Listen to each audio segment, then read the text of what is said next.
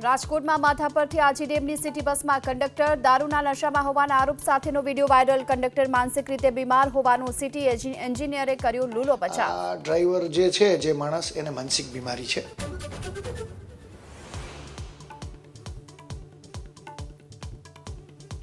ચોટીલામાં દારૂ ભરેલા ડાલાનું પાયલોટિંગ કરતા ઝડપાયો ભાજપ નેતાનો પુત્ર। એસએમસીની રેડમાં પર્દાફાશ। તાલુકા પંચાયતના પૂર્વ પ્રમુખના પુત્ર સુરેશ મકવાણા સહિત 6 સામે ફરિયાદ।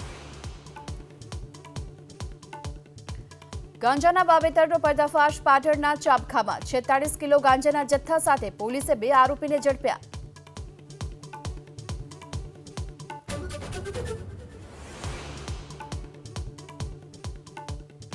અમદાવાદમાં બાબા સાહેબ આંબેડકરની પ્રતિમા ખંડિત થવાને લઈને ખોખરા બંધને મિશ્ર પ્રતિસાદ। અસામાજિક તત્વોની ધરપકડની માંગ પર સ્થાનિકો અડગ। પોલીસનો ચુસ્ત બંદોબસ્ત।